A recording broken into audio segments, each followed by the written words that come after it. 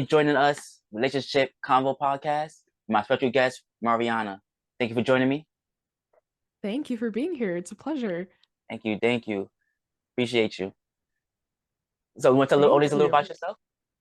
Yeah, absolutely. So, my name is Mariana. I use she, her pronouns. I am a resilience coach for women. I help women heal cycles of dysregulation, disconnection, and disempowerment.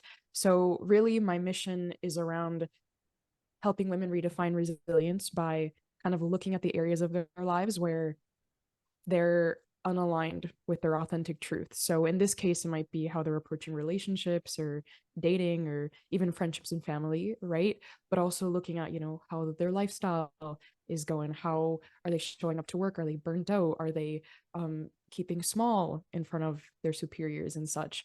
Um, how is their relationship with their emotions and their thoughts? So it's really like I come in if you present a problem and I look at everything around it to see where it might actually be lying. Mm. So that's what I'm dedicated to doing right now. Okay. What's the key to bouncing back strong after life challenges? Oh, that's a great question. I think the real, there's so much I could say about this.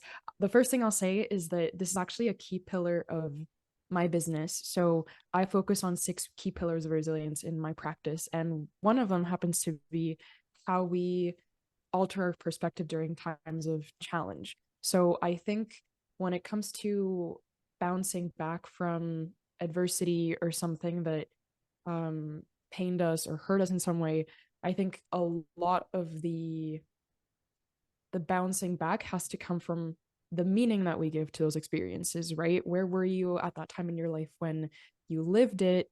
And how has that experience now become a part of the storyline towards where you're going? So, really understanding what the lesson is in those experiences, how it's providing a doorway into your evolution to the person that you want to become, right? Because a lot of times we're so focused on, well, I have to read the books and listen to the podcasts and do the coaching and the therapy. I'm not saying that's not good. I think that's all super vital in that, but how are the situations that life is presenting you with giving you the opportunity to become that person?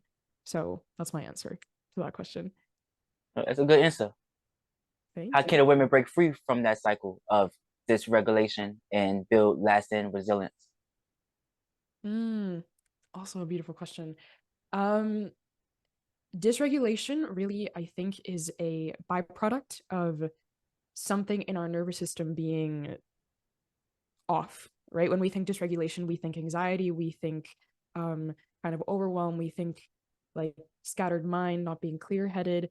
And that is a huge product of it, right? It's understanding what inside of us is causing our unalignment, our anxiety, and how is that manifesting as an external experience, right? And how do we listen to what that voice is trying to tell us, right? Because a lot Mhm. of times that dysregulation comes from the avoidance of what that voice is saying to us, what that voice is telling us to listen to.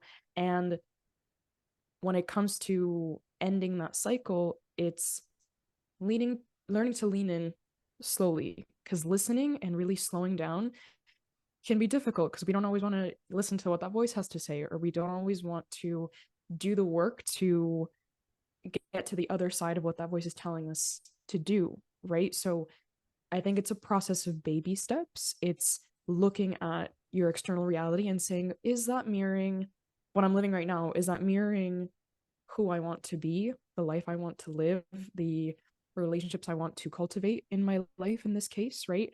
And if it isn't, what pivots do I have to make to start creating that life? And those pivots are always within yourself first, right? Because as soon as you learn that your external reality can never amend or fix or bring your internal world into alignment, you free yourself from always trying to shift everything around you to shift what's inside of you. It's the other way around.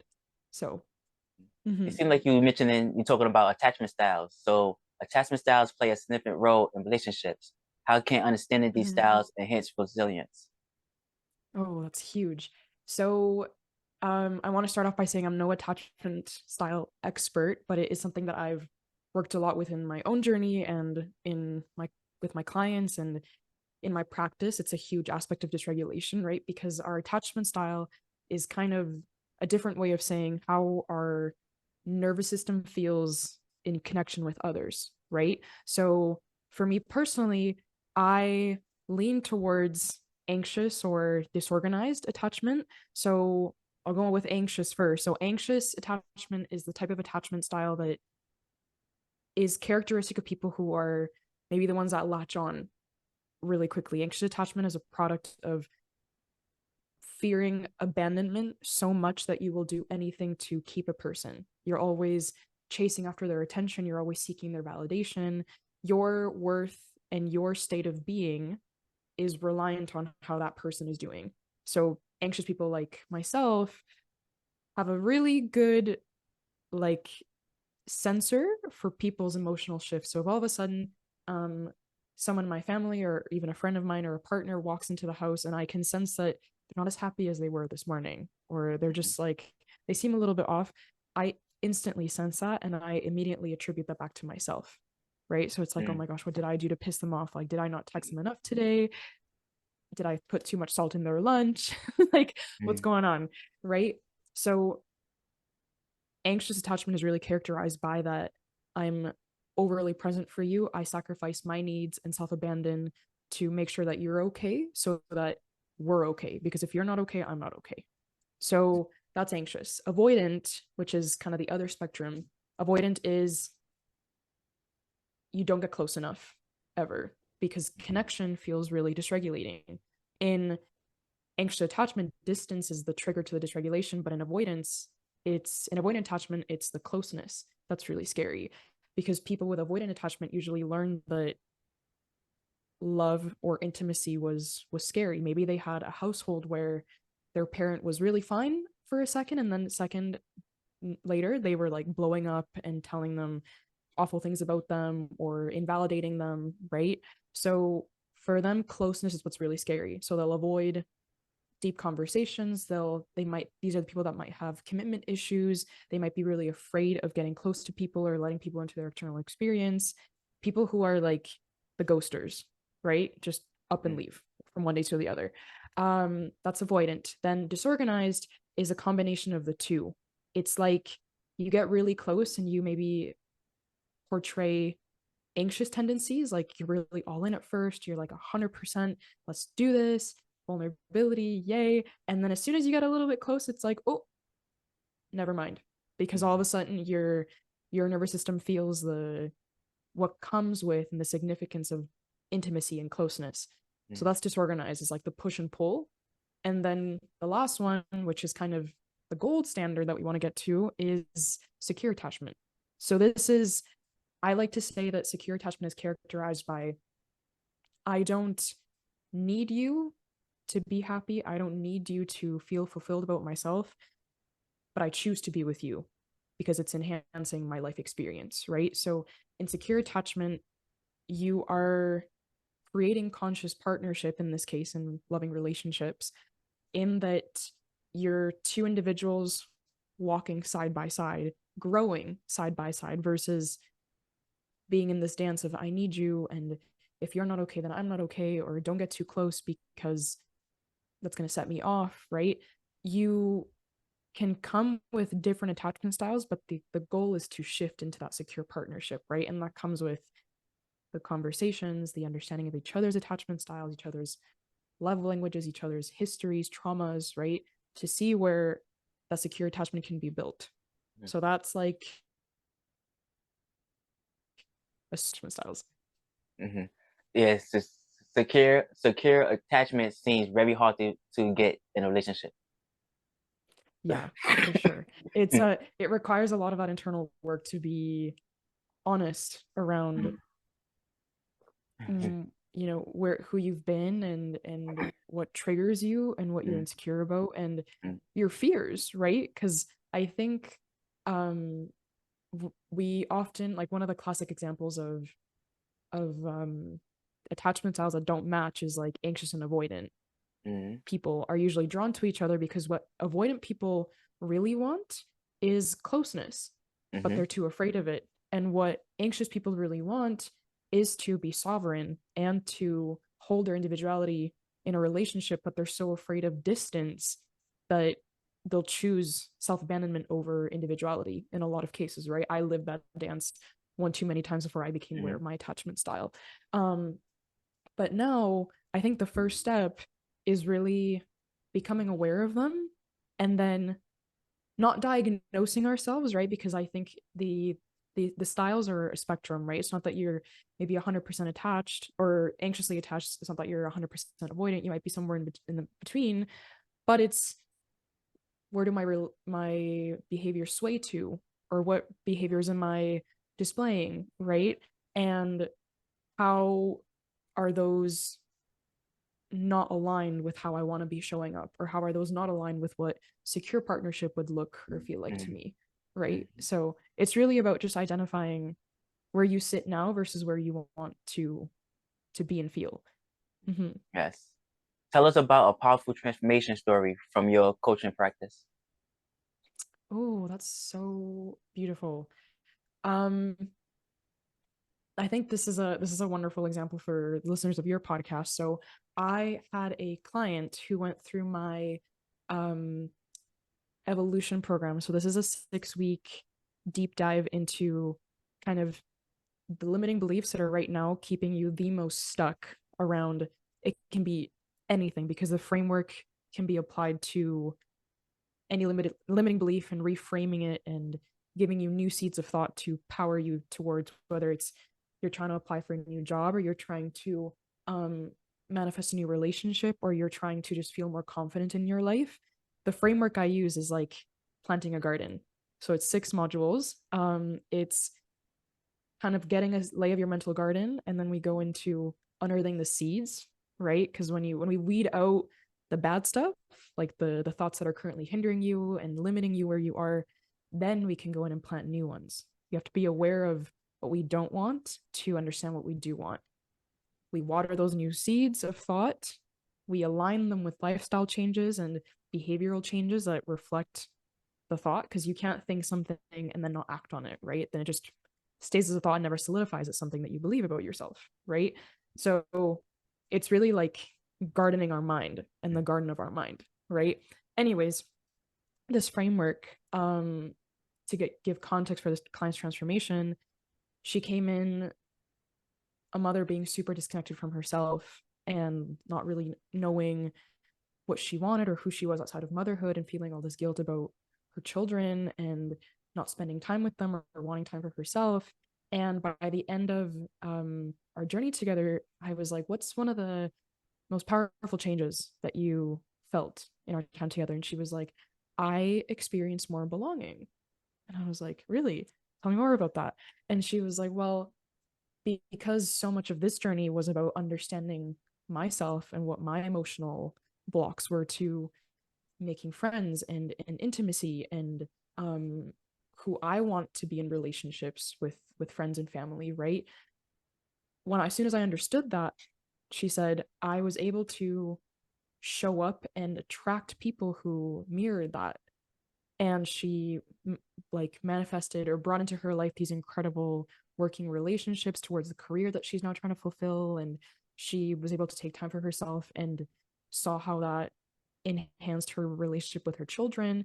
And I think the thesis of that and why I think it's a beautiful example for your listeners is that belonging and creating relationships that fulfill you starts with a knowing yourself, because when you know yourself, you know what you want and what to expect from other people, and b your sense of belonging starts with feeling like you belong in yourself, because if you don't feel like you belong in yourself or as you are, how are you going to feel like you belong with other people? That never comes from the outside world, it comes from within. So Yes, you're so right about that. If you don't accept yourself, like other people won't accept you either, and you're gonna be chasing circles. no, exactly. How do you navigate uncomfortable conversations with your clients, especially when discussing sensitive topics? As in like they're going into kind of difficult aspects of their past or Yeah. stuff like that?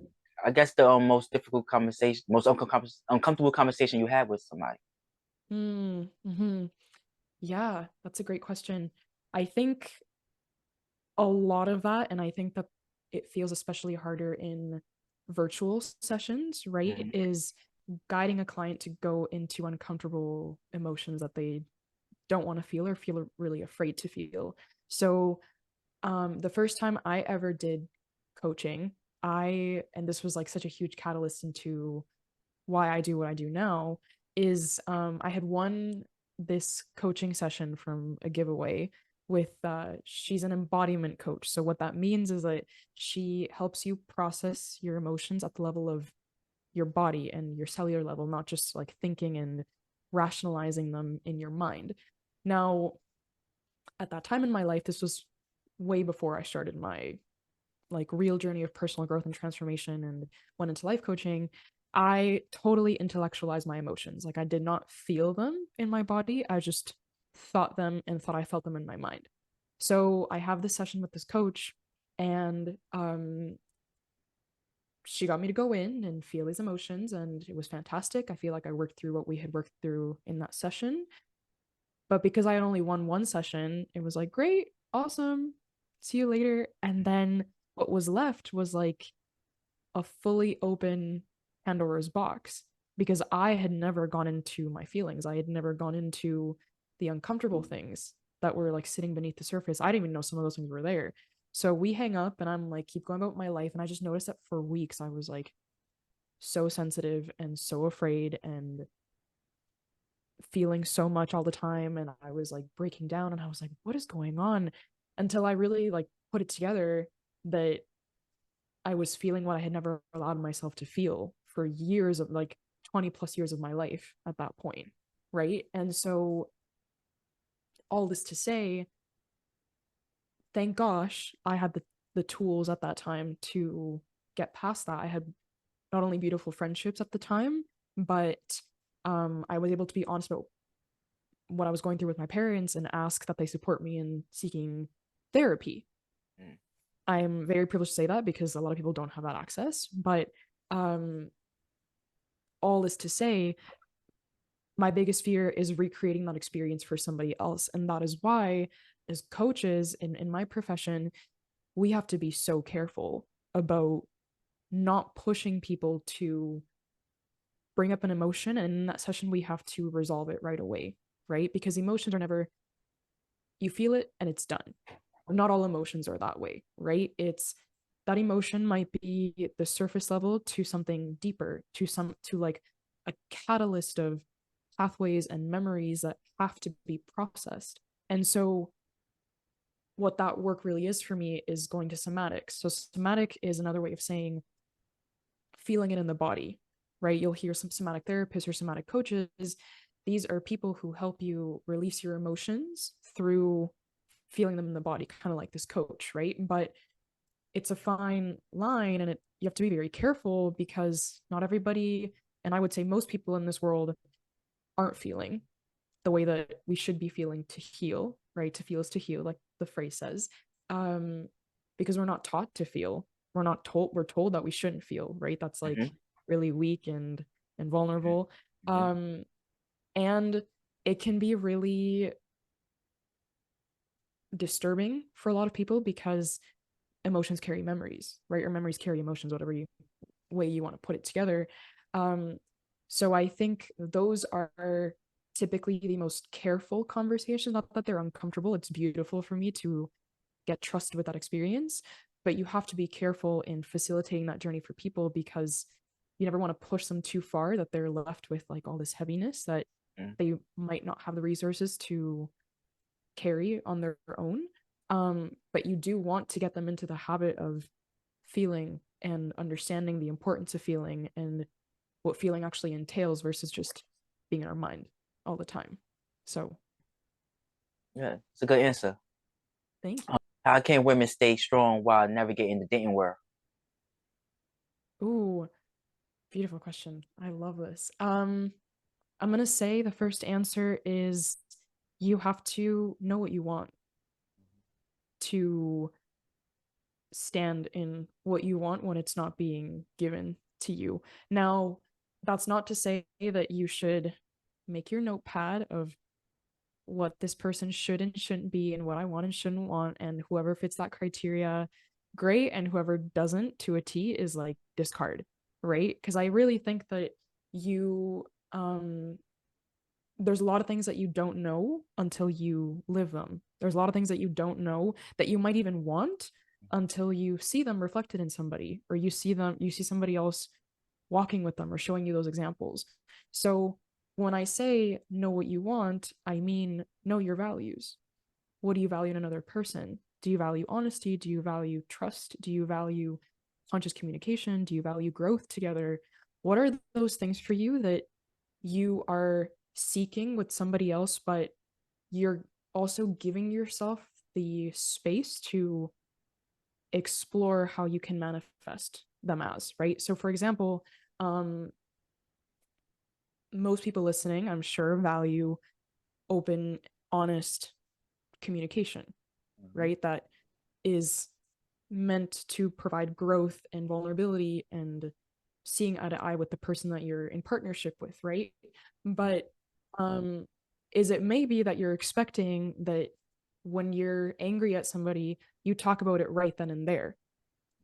But again, this comes to like conflict languages, right? Some people might not be the kind of people that can figure it out right away. Like they might need a second to go for a walk, release their emotions, wrap their head around where they're standing, and then come back, right? So is it that somebody is mirroring to you, I value conscious communication, but I just need a second before we go deep into it, right? Mm-hmm. And then you're automatically like, okay, well, they're obviously not the person for me because they won't figure it out right here, right now.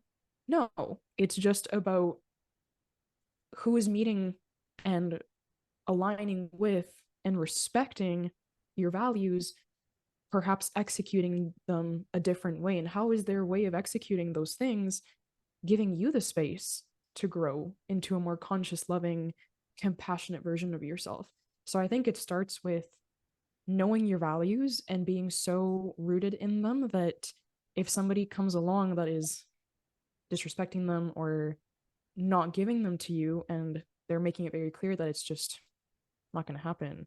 Um, so I think it really comes down to women being rooted in their values so that if somebody comes along that can't give it to them or they won't give it to them, they're not shaken off center. And really learning to not attribute somebody's shortcomings or somebody's lack of being able to meet you eye to eye as being about you. Because I think so often it's like, well, they won't commit to me, something, I'm broken. They are not being intimate with me or they're not going deep with me, I'm broken. It's like, no, everybody's just on their individual journeys, and it's not our job to get people to meet us where we are or us lowering or raising ourselves to meet people where they are. It's how can you see eye to eye right now with somebody where you are and create growth and expansion from that. So Mm. mm-hmm. Okay, this next question, I'm gonna give you my opinion first, and then I'm ask you a Okay. question after you give me your opinion on what I asked you. Okay, Okay, so sounds good. there's three different type of dating. Okay, you got women that sleep with the person on the same night. You got women that make a person wait 2 3 days. Then you Mm-hmm. got women that make a person wait a long period of time. What's your opinion on those three type of women? Mm-hmm. I think they're all respectable.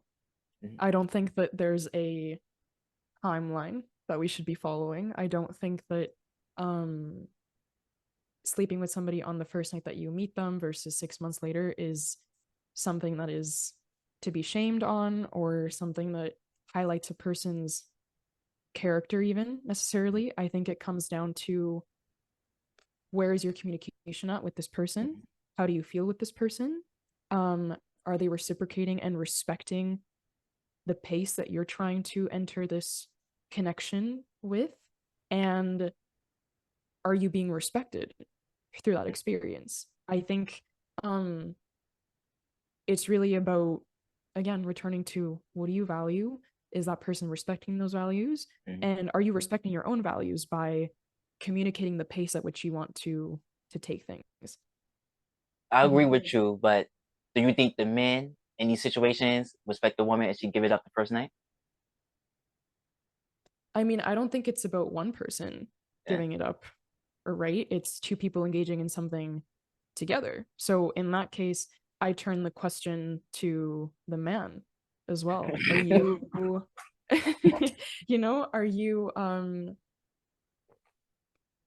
are you entering that connection respecting your own values? Mm, Are you entering that connection, and this goes for the woman as well, are you entering that um the sharing of that space because you want something from that person, or is this enhancing how you feel close to them, right? I think it's a question that both parties need to ask themselves. That experience should always be, in my opinion, um a conversation that is agreed upon mutually. So yes. I have both. I have all three situations actually. Not really the last one, but really the last one lasted like probably a couple of weeks or something like that of me taking them out and stuff like that. But the first two happens a lot, and it don't matter to me if I see the girl on a certain night or 2 3 days later or a week later. It doesn't matter to me. I'm gonna treat them the same as they should be treated. But do all men think like that? No. Like most men, they just want to hit it and then they quit it. They probably will never call you again. Yeah. So most guys, like not most guys, some guys don't care about the person's feelings, especially like they just want to hit it. They want to go about their business. They probably never answer their phone again. If the person calls, they might get them to run around, or they might beat up them again, just to sleep with them again. But it's never like um, I don't I don't really see men that sleep with a girl the same night fall in love with them or trying to wife them afterwards, unless it's a type of incel type of guy. No, simp type of guy that don't get a lot of women. So when this woman give him some attention, he don't want to let her go. And I see that a lot too. Yeah. But you know what? I think it's funny that we always attribute that to like being a women's problem, right? It's like, well, why would you sleep with him on the first night? It's like, no, it takes two. And not to mention, and I think it's important to bring up this point, it's like in a lot of those situations, women are coerced, women are um pushed Mm-hmm. into that situation because of manipulation, because of emotional manipulation, right? um so I think context is super important, but also like if anybody is entering, again, without there being conversation around this, because these kinds of experiences can be consensual from both sides, but if anybody's entering an experience with somebody where it's transactional, then that also falls on the person who sought it out in that way in the first place. Does that make sense? Kinda. Do you think you get rejected more, men or women? Sorry, Do one you more think time. you get rejected more, men or women? Who gets rejected more? Yes, men or women. Um, oof, that's a great question. I think right now, in the era that we're living in, men are being rejected more because I think more women are not. This might sound so rough, but like not settling for bullshit anymore. Like I think that transactionality is more apparent now. Um, and women are becoming a lot more conscious. And unfortunately, like in my own experience as well, I think women are really afraid right now because you never know, um, in a lot of situations, if you can hand that person your trust, what pace you should be kind of entering those spaces with. Um, and I think women are really like scared Mm. of going into those spaces and getting hurt or something really awful happening. And I hope the audience knows what I mean when I say that. But but I think that also the other side of that is that a lot more women are standing in their power. A lot more women are standing in the truth of what it means to be a woman, what it means to be respected as a woman, what it means to own your voice and your desires and your needs as a woman, and really advocating for men to meet us there, because I can tell that you're somebody who Mm, would meet a woman there, but a lot of men aren't there yet mm. because we live in a very patriarchal society, right? Yes, Mhm. yes. You use the word Yes. conscious, but instead of using the word masculine, do you think women are more masculine or more conscious? Conscious. You think it's more Conscious. conscious, not masculine? I mean, I think every woman is different, Mm, right? I think a lot of women attribute masculinity with different things. Like some people might say masculinity is um kind of like being really go-getter and assertive, and other people attribute masculinity as like being caretakers or mm. um Dominant. having, yeah, dominant, or like having kind of like a nurturing role as like a father figure or something, right?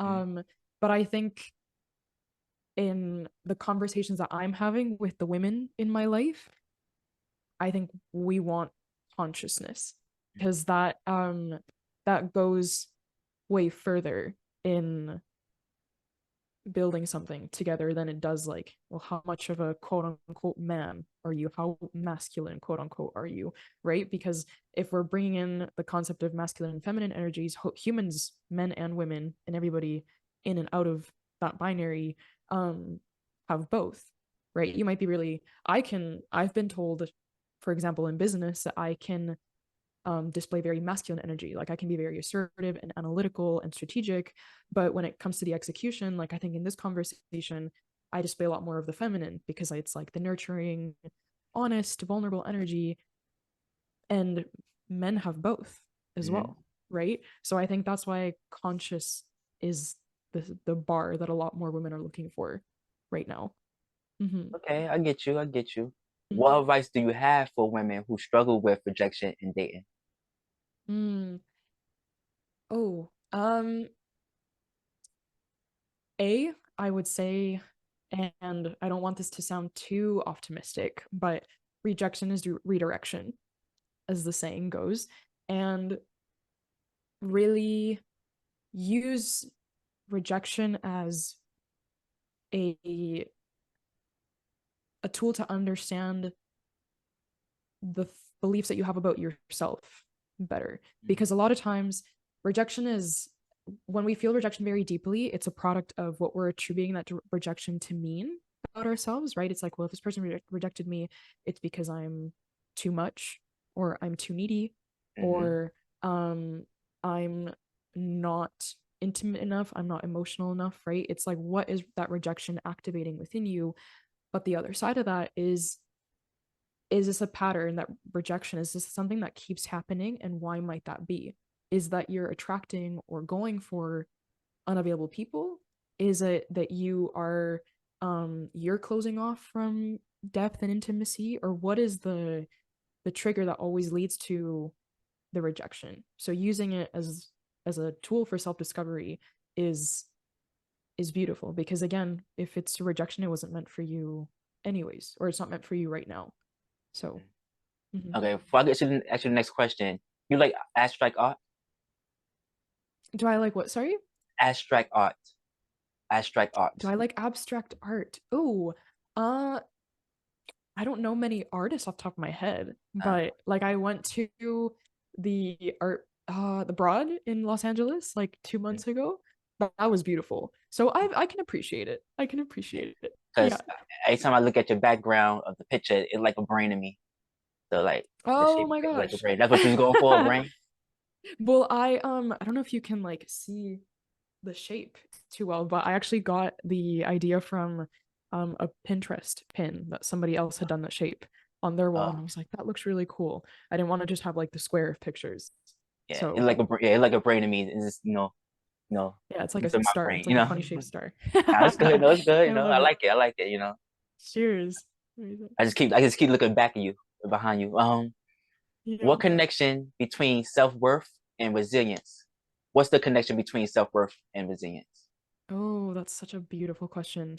Um, Self-worth and resilience. I think your your resilience is eye to eye with your self-worth. You're only ever as capable of expanding as as high as your self-worth lies. So what I mean by that is you're going to get stuck if you want more from your life and from your relationships and from your work and from your family and from your friends and from yourself. You're going to get stuck if you don't think that you deserve more. You're Mm-hmm. always going to hit your upper limit, and you're always going to bump up against that upper limit, lest you explore the idea that if you desire more, it's because you deserve more.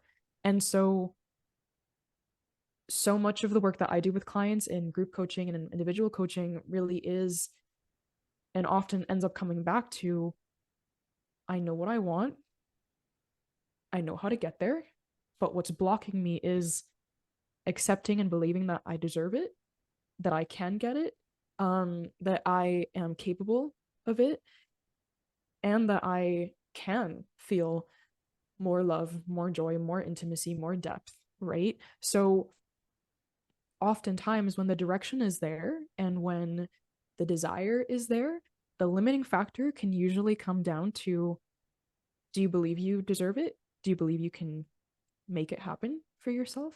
Do you believe that it was planted in your heart for a reason? And when you work through that, then you can persevere because you have the direction, you have what you desire. Now it's just you're rolling with your evolution, if that makes sense. So they're like, they see eye to eye, basically. It makes sense. It make a lot of sense. How can a woman recognize and overcome self-sabotage patterns? Yeah, absolutely. Um, Self-sabotage happens when we don't believe that we deserve our reality. And I think it ties in beautifully with the self-worth question, right? Because um self-sabotage is a product of that, like not believing that you can have more, but also um shifting into familiar patterns. So, for example, if you've only ever known a certain level of joy in relationships, if you've only ever been used to a certain level of intimacy and depth in your relationships, anytime somebody tries to give you more of that, you're going to it's going to throw you off because you're going to be like, wait, what? Like, I deserve this, I can get this, somebody wants to give this to me. And um I think the fine line there, the dance that we have to do when that happens is, am I trying to shift out of this because it doesn't feel good, right? Like, is this kind of more like love bombing, or this person is like really codependent and that's why it feels uncomfortable? Or does it feel uncomfortable because you've never experienced this level of joy and closeness to somebody before? Can you stay in that discomfort for long enough to understand the inner work that you have to do to allow more of it into your life? And I really think that that's the fine line that we don't tune into, is that, like I said, that self-sabotage is often a shifting into familiarity, but just because it feels familiar doesn't mean that it has to be your normal always, right? Mm-hmm. You can change your baseline for what feels familiar and what feels good and what feels aligned with you. It's just about understanding what's keeping you from allowing more into Mm-hmm. your life. Yeah. Mm-hmm. I think people just be in habits, in their lives, so Mm-hmm. they just keep repeating the same cycle. And Yeah. I think the definition of insanity is that, right? When you try to keep doing something and try to get a different result. Yeah. Yeah. Albert Einstein said that, I'm Yes. pretty sure. Yes. Right. Nice. What's your favorite resilience related book or resource? Oh, um, the one I'm reading right now actually is by like the researcher and the reason why I niched in resilience coaching. It's called The Limits of Resilience by Dr. Michael Ungar, who is actually a researcher on resilience. So the book does a fantastic job at describing what resilience actually is in comparison to the societal notion of what we think resilience is, and when to quit, when to keep going, um, what resilience is when we look at it as a systematic definition, right? Because I think a lot of people, and how I actually kind of teach about resilience in my practice, is it's not just that when you're resilient doesn't mean that you just have like grit and discipline towards one problem that you're trying to overcome. It's how the systems in your life feed into each other to give you resilience. So kind of like I mentioned, um, if you look at the foundations in your life, your lifestyle, your relationship to yourself and others, your habits, your self-talk, your beliefs, how those all come together to give you either a stable or wobbly foundation about how you walk through life, how you approach conflict, how you approach challenges. If you have a wobbly foundation, you're going to crumble, Mm. right? Because something is not supporting you in being resilient. Something is not supporting you um, in feeling strong and able to persevere. But if you have a stable foundation where your values dictate how you align those pillars of your life, if you have a stable foundation where um, your relationships are supportive, your lifestyle is supportive of the person that you are and are trying to become, then you have like a launching pad to have momentum and approach challenge in your life. So it's called The Limits of Resilience by Dr. Michael Ungar. Thank you for that. Mhm. If you got any more books, Yeah. you could just like send it to me, and I'll make sure I put it in the Oh my description. God.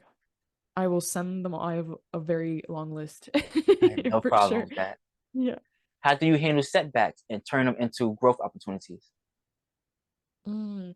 Um, I think it kind of comes back to that first question you asked me is why am I living this right now? And really being careful to not attribute it, like if I'm going through something and being like, oh, I'm obviously being punished for something, or obviously this is karma, it's why am I going through this right now? And how is this creating an opportunity for me to develop a new skill, be more compassionate with myself, be more compassionate with other people, become more organized, whatever version of myself I'm trying to become, seeing how life is putting challenges in my way to step into those versions of who I'm trying to be.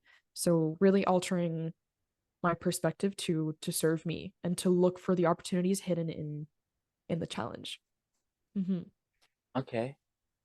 Share a resilience building exercise that listeners can try today. Oh my gosh, I love this. Um, so I'll share one that you can do every single day, takes 10 seconds, Mm, and it's really to just wake you up to your needs so that you don't neglect them throughout the day. Um, Tune into your desires because a lot of times when these go unmet or unaddressed, they create that dysregulation of mm, you're not listening. So your body is like trying to let you know that you're not listening. mm, So one thing that I really like to ask myself in the mornings is what does my soul need today? And why I love that question is because the answer that comes out is always most in alignment with what you truly need. Some days it's you need to get up and go exercise and move your mm, body. Other days it's like I just need time to journal. I just need time to sit in silence without my phone, maybe listen to some music and just tune back in. Some days it's I really need like a nurturing conversation with a friend, right? But when you ask it from the angle, it's the answer is more authentic to what your humanity really needs versus maybe what your like um monkey mind wants as far as like scrolling on Instagram or like going getting something sugary, right? It's like it's honoring to your core what you actually need in that moment to feel alive and aligned. So, mm, what does my soul need today? Every mm. morning. Takes All 30 right. seconds. Mm. Mm-hmm. So you should look in the mirror when you do this. Oh my gosh. That's a great idea. You know what? I hadn't even thought about doing that. Do that. Add an extra layer. That's so beautiful. I love that. All right. I'm not a woman, but I'm gonna try it myself next tomorrow morning. All right. Anybody can do it. Yes. Absolutely. Absolutely. What's the link between self-awareness and resilience? So it's similar to the question earlier with self-worth. Mm-hmm. Self-awareness and resilience, I think, also go totally hand in hand. Like your level of resilience relies on your level of self-awareness. And why I say that is because the more aware you are, the more you're aware of why you're repeating the same patterns, why you keep attracting certain things into your life, why maybe somebody's triggering something within you, right? The more you're aware of what's going on in your internal world, the more you can understand how to manifest change in your external world, right? Because if you're perhaps not self-aware and you're like, well, everything's just happening to me, I'm just a victim of this circumstance, I'm just suffering at the hands of this weather or this breakup or this just like loss of a job, right? There, you can certainly feel pain about all of those things, right? But if you think that they're happening to you instead of for you, then you're going to be you're going to feel really powerless because you're going to feel like you have no autonomy Mm-hmm. in those situations, right? So understanding that your self-awareness is the first step towards creating a sovereign life, because when you're self-aware, you understand yourself to a point of knowing how to get yourself out of the thick of it or creating purpose from the challenges in your life. Mm-hmm. So again, totally proportional relationship. Okay. Next question is similar to what we saw about earlier. What's your perspective on the balance between independent women and masculine women? Balance between independent women and masculine women. Want to elaborate a bit more on the premise of that question? Independent women, like they be like, I'm independent, so they pay their own bills. They Mm-hmm. they do their own laundry. They do anything they do for themselves. They don't need a man to do it for them. That's what independent woman is. But masculine women, they want the I think most people think it's the woman taking the job of a man. So that's the difference. If that helps. Okay. Um, hmm. I think, well, when I think a masculine woman, my conditioned mind Mm-hmm. goes to how they walk through the world. So I think of like women who display, again, traditionally more masculine tendencies. So they're either the breadwinners of the family or they're just more assertive. They might it might even come down to, again, this might what my conditioned mind is thinking is like kind of like the the bush femme, so like shorter hair, um wearing like Timberlands. I don't know. Um, I don't want that to sound ignorant, but I'm trying to set context for what I'm thinking and how I'm trying to build out my answer. I think, I don't think that, I think both are choices. And I don't really think that it's about finding a balance, because I think the issue is that so much of what we see as independence, we also see as masculine. I don't know if that makes sense. What I'm trying to say is like, well, if a woman totally supports herself and loves her own company and doesn't need a man, it's like, well, she's obviously like really masculine. And Mm-hmm. it's like, no, like she might just be independent and like sovereign in her womanhood and in who she is, right?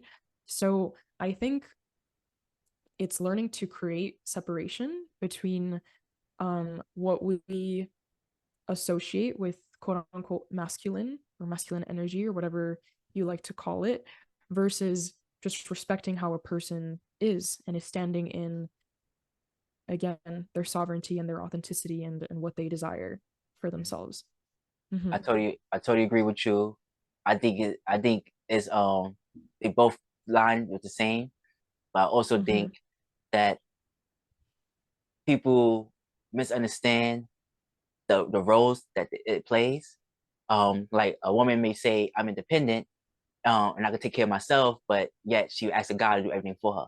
You know, like for example, I used to have a girl live with me, and she used to claim independence all the time, but she never worked. You know, she never did Mm-hmm. nothing. Like she wanted to sit in the house and stuff like that. And so eventually, it got so much for us that we ended up splitting apart because I needed her to work, so I got save some money. And also we could build together.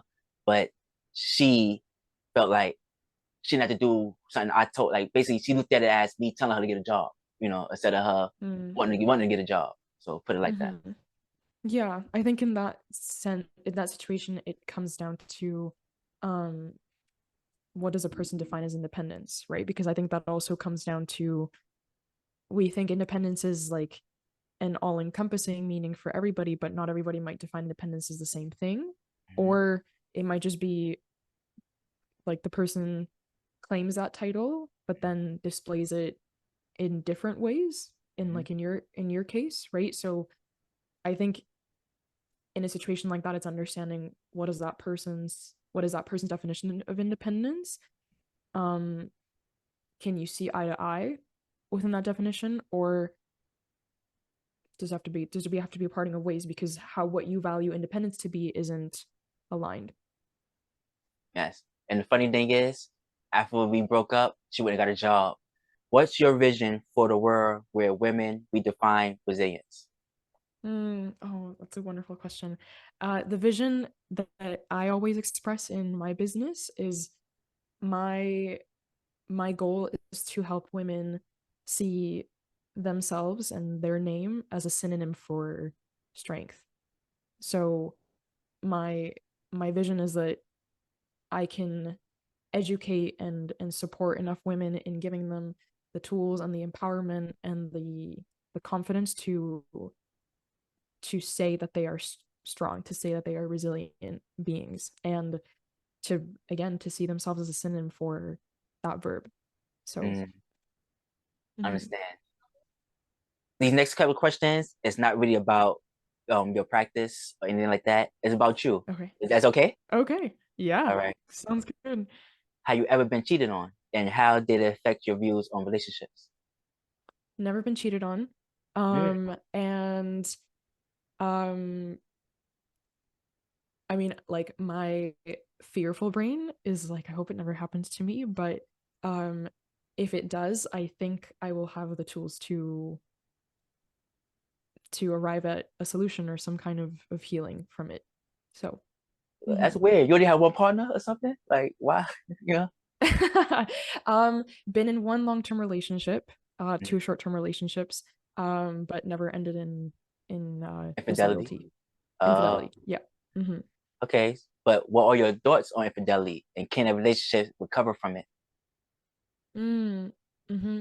Um, I think infidelity most often happens when somebody perceives like they are not getting their needs met, Mm, and instead of having constructive conversations about it, or if there have been constructive conversations, a solution has not been arrived at. mm, Those needs are sought in other ways, and I think it really depends on why the cheating was done. Like, was it done out of ill intent towards the other person? In that case, I think in what I've seen in my life, there might be no recovery. But I've mm, also seen relationships in my life where there has been infidelity and there has been resolve, mm. because those people have been able to come back together and address the root of the issue or address the root of what caused the infidelity in the first place. So, um, I think it really, again, I think it depends on the intention that was behind the infidelity, and can you do both parties feel like it's something that isn't going to feed the tone of the relationship? Like, can solutions be created from it? So, mhm. Very well said. I like that answer. Thank you. Can you can you share a time when you struggle with feelings of jealousy or insecurities in your relationship? Oh, um, yeah, hmm, I've never been a very jealous person, but I think it's funny that you asked that. Somebody recently asked me this, and my answer was, I don't think I've ever been a jealous person because in my past, when Mm, there was a reason to be jealous about like my partner, um, to me in the insecurity that I used to feel, it was like, well, obviously, like there would be a girl better than him, or obvious for him, or obviously, um, some other girl deserves their attention more, or obviously they don't want to spend as much time with me because they're doing their sport or they're with their friends, right? So to me it was always just kind of like I just accepted what I was given versus like feeling into that emotion, being like, well, why am I feeling this way, so in past times it has been more around like a partner choosing like their friends over spending time with me, or like even video games over time with me, right? Hasn't happened a lot, but in the times that it's happened, it's just been like an opportunity for me to really reflect on, okay, well, um is it that we're not spending enough time together and I feel like I need to be bringing this up, or is it just that in my anxious attachment I'm feeling really dysregulated and feeling like I need to be with them to heal this dysregulation, or can I do the self-soothing myself? And more often than not, it's been the latter. So like it's my anxious attachment being activated. I need to go inward versus looking for it externally. So mm-hmm. I feel the same way. I've never been jealous, anything like that. Rejection, like I want to be the one to break up with you. Don't break up with me. Something like that. Not Mm-hmm. that I'm Mm-hmm. mad that you broke up with me, jealous of me. I'm just mad that or upset that I didn't break up with you first. Something like that. Or I seen the red flags, and I should have broke up with you first. I didn't. I let it slide, and then you end up breaking with me. It's always those Mm-hmm. type of things with me. Yeah, understandable. But again, it's not bad or good, right? It's just what it's amplifying in your internal experience. Yes. This question right here, it doesn't necessarily have to be with cheating or anything like that. It's a lot of ways of betrayal. Like somebody could betray you by talking behind your back to a friend, or they could betray you. A significant other could betray you by talking about you to their parents or their family members. Now, when you come Mm-hmm. around, they all looking at you like funny, like because he told so much Mm-hmm. stuff about you that may have been true, may have not been true, you know, and now they're looking at you funny. So now this question right here. How do you handle trust issues in your dating life after experience betrayal? It's a great question. I think the question I always ask myself is, what memory is driving this fear? Like, is it that I am now judging the person in front of me based on somebody else's actions? Because that is fear at its core, right? Is we have a schema, an idea of how a past experience now influences how we see every other experience. And from there, we like that literally ends up dictating how we walk through the world, right? So I think when I experience trust issues, and I do, believe me, like it's an experience that I work through every single day, is I have to honor the inner part of me that is speaking through that, like the part of me that was really afraid post first ever breakup and was like, I can't trust anybody ever again, right? And saying that's okay. Mhm. This person might have given you a reason to not rely on them with your needs, with your desires, but that doesn't mean that somebody else can't, because I know that I am somebody who can and will do that for somebody else. So it's trusting that if I'm open enough, if I communicate, if I Matthew Hussey, the really famous dating coach, he calls it like setting your own culture. So it's not that if you're not going to give me what I desire, then I'm not going to give you what you desire. It's I will give you, in my vision, it's I will give you what you desire and what you need, because that's the person that I am and what believe to be the purpose of a relationship. Um, and if you choose not to, that's okay. I can only meet you as far as you're willing to meet me. So it's not about ditching your values and your beliefs about a relationship to meet a person's breadcrumbing or anything like that. It's like, how are you standing in your sovereignty and in your truth about what you believe to be good about how we show up to a relationship, and working within that with somebody else, and then like letting their actions dictate if you can or should not trust them. Mhm. Mm-hmm. That makes sense. Right now my betrayal levels is so high, like I don't really trust nobody, and I'll be trying to like open up a little bit, but like after I try to Mm-hmm. open up, I'm like, okay, I gotta watch out for this, that, and so hopefully, by the time the summer comes, when real hot, and I go outside to some bars and all that, hopefully I'll be better in my feelings Mm-hmm. because the end of last year was very hard for me, especially with trust. Mm-hmm. Not even just with like partners. Like it could be business partners, it could be associates, it could be family. All that stuff went bad last year. towards the end. And Mm-hmm. so now I'm just like, I want to reevaluate everything. I want to build over, and I want to like actually do a background check on people before I do business with them. Yeah, I mean, I think the other side of that too is you have to open yourself up to experiences that give you like a new belief, right? Mhm, Because right now, if you've only lived betrayal, if you've only lived distrust, it's not until somebody comes along when you share something really vulnerable with them and says, "Hey, I see you.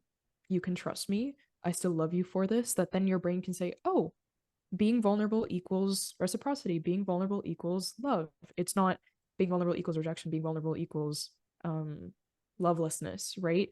That's like, and I think that's the really beautiful thing about entering new relationships after you've had your heart broken or you've gone through a period of self-transformation.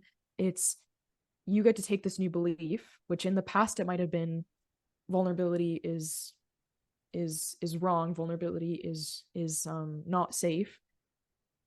But now that you've been vulnerable with yourself and you show that to people and you offer that to people, now you know that you are seeking somebody who can match that belief mhm. for you, if that makes sense. Yes. What kind of Mm-hmm. degrees you got? I have my Bachelor of Science in Kinesiology. Mhm, None other. I was an aspiring medical student before I went into life coaching, resilience coaching now.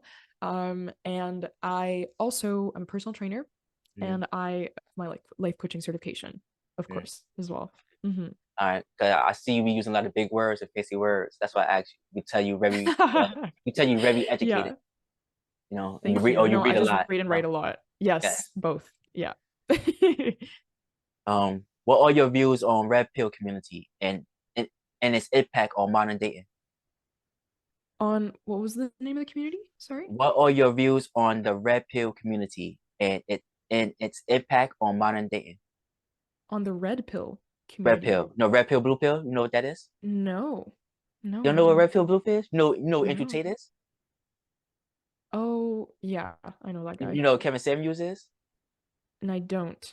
No. He passed away. What about Jordan Peterson? You know who Jordan I Peterson do is? know Jordan Peterson. Yeah, Like, briefly. yes, Mm-hmm. those type of guys, what they talk about on their podcast. Basically, men should be dominant. Be assertive. Yeah. Top Mm-hmm. G. You ever heard Oh, Top G okay. before? No, I haven't. Maybe that makes me really ignorant. But I haven't listened to a lot of Jordan Peterson, so I can't form an opinion about him or what he did. Before you go, you know Mm-hmm. what blue pill is? I don't. Okay, No. okay, I'm gonna tell you the difference from both. It comes from the Matrix, okay? It comes from the Matrix.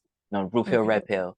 Basically, blue pill are the people that believe in the white picket fence. They believe that they're gonna meet the girl, get a good job, buy the house, have kids, white picket fence, dog, and everything gonna be happy ever after, like Cinderella. But red pill, like, nah, that's not happening. She gonna take your money. She gonna want you to buy her stuff. She Oh, gonna cheat on you. And if you don't act gotcha. this type of way, this is gonna happen. And that's the difference from Okay. red pill and blue So pill. Andrew Tate is like red pill, Yes, essentially. yes. Okay, gotcha.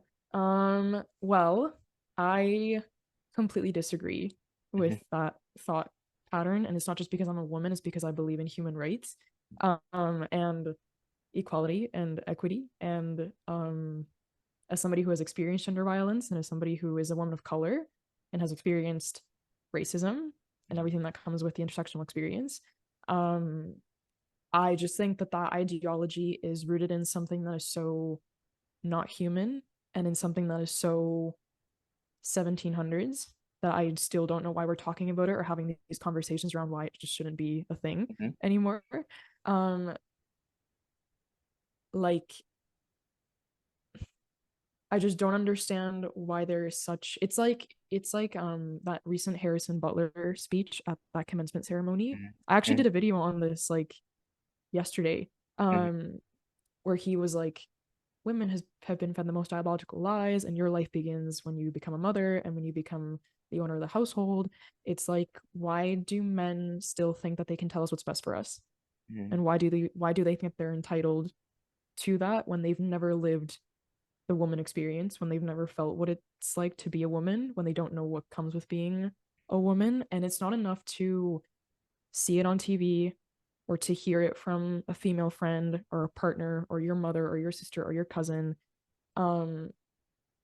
It's not enough because you're still not living the experience. You're only ever getting so close to it. And I think that for men like Andrew Tate, who feel entitled enough to speak on an experience that they've never even gotten close to and don't even understand what it entails, is ignorant. I think it's hurtful. I think it's like rooted in ego. And why can't we just be okay with everybody living a reality that they desire? Because there is somebody out there for everybody, I think. So that is my very humble, not emotionally charged take Okay. Nah. on Okay. that. It's no wrong. It's no On wrong with that. that answer. But I do want to know your opinion Cheers. on Sigma males. You know what a Sigma male is? Oh my gosh, I don't. I'm probably so ignorant. Okay. A Sigma male. I'm not in on TikTok and stuff enough to Uh, like know all of that. all right. So a Sigma male is a guy that don't want a woman to do nothing for them. So say a guy right a girl to his house and she starts sweeping. Nah, he gonna take that broom from her. Like, no, you don't sweep my house. He don't want her to cook. He don't want her to clean or nothing. He just want to come, spend time with him, and then leave.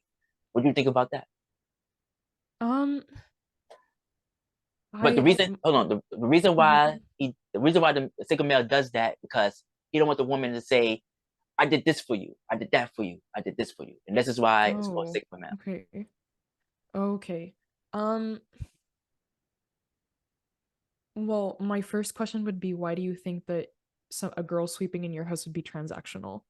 Like, why is it that if she's sweeping in your house and she's gonna expect something from you? I've swept in my past partner's houses and never expected anything. It was just to help with the kitchen cleanup.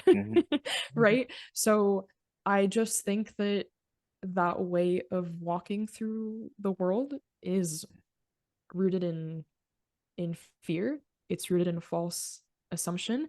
And if a woman or anybody for that matter has given you a reason to believe that if they sweep and they want something from you, then it's a conversation with that individual person, and you shouldn't project that fear onto everybody else that sweeps in your house. You Yes. know? So yeah, that's my take. It's just like a really fearful way of living, Yes. I think. Yeah, I Mm-hmm. understand it. I understand because it happened to me before. It was a point I had about $10,000. I had about $10,000 in a pocket in one of my coat pockets, and I was dating a girl, and every once in a while she'd be like, "Oh, can I go buy this? Can I go buy that?" And she kept, doing that, doing that. I was putting more money into it, but she was spending more money than I actually was putting in. So basically, that $10,000 ended up being like 2 grand eventually, and this is when like the bickering started happening. I'm like, I need to save this money. Like, you need to go get a job or something like that. Same girl I was talking about earlier, the job. Like, I'm like, yo, you gotta go get a job so we can put this money together. I'm like, because I can't do this. Like, we smoke, we drink, we eat. Like, I can't do Mm-hmm. this. Like, this and that. And she she tried to put it. She tried to instead of just being like, okay, I understand you had that 10 grand in there and now it's gone. Her argument was, I sold my stocks. But I didn't tell you to sell your stocks. You sold your stocks on your own. I didn't even know you sold your stocks. Oh, She mm-hmm. she sold her stocks for like 3 Mm-hmm. grand, and she used that money. When we was running out of money, she started using her own money. But I didn't know where she got the money from. She got it from her stocks. But I didn't know that. So she like, I sold my stocks, and that's how we've been eating, and that's how we've been eating and smoking and all that too, this and that. I didn't know that. I didn't ask you that. But the money was there. You knew it was there. Like, I'd be at work. Hey, can I take $100 out? Yes, go ahead. You know, she bought like yoga Mm-hmm. mats. She bought food. She cook. No, Yeah. she cook real good, fancy dinners and stuff like that. It's just like those little things I could never fix or get to a point where we could agree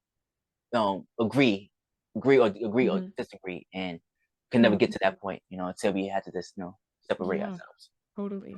Yeah, Mhm. but I think that came out of her projection onto you, Yeah. like her projection that she had maybe made a mistake and making you Mhm. pay for it, but um it was like the choice was hers to turn that against you, but that doesn't mean that any woman that comes after her will do the same, Mhm. you know? Yeah. Mm-hmm. And then, like, the funny thing is, she borrowed money from Mm-hmm. me right after that. After we broke up, she called me like, "Oh, can I borrow some money?" Such a, I gave her the money, and then I never got the money back, and I asked her for it. Same thing. I sold my Mm-hmm. stocks. I did this for you. I cooked for you. This and that. So it's Mm-hmm. like, but you asked me to borrow it. You didn't say, "Can I have?" You say, "Can I Mm-hmm. borrow such a? I give it back to you on such a I day." hear Now it's you. like, Yeah. now it's like, oh, I did this for you, so now I don't owe you nothing. You know? Mm-hmm. Yeah. I'm sorry that happened to you. Yes. Yeah.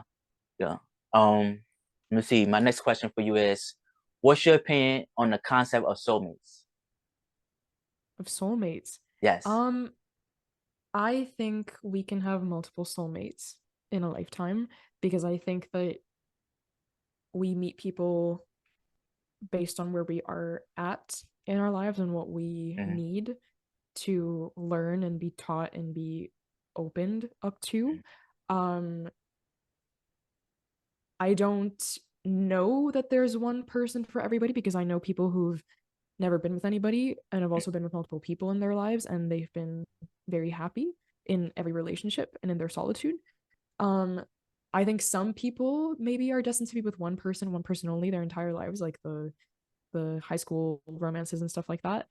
But I think we can have one or we can have multiple. I don't know that it's just ever one person for everybody.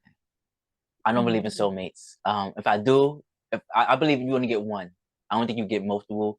And I say that because, like, I did a lot of women over my 36 years, and Mm-hmm. I only probably told two of them I love them or I'm in love with them. Like, Mm-hmm. if I did say I love you, it was like love, like, say love I have for a friend or a cousin or something like that. You're not in love with them, you just love them. You love them who they are, who the person is.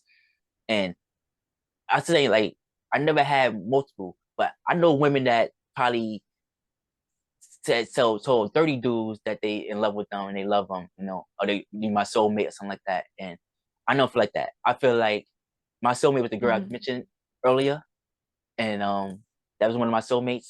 And Mm-hmm. like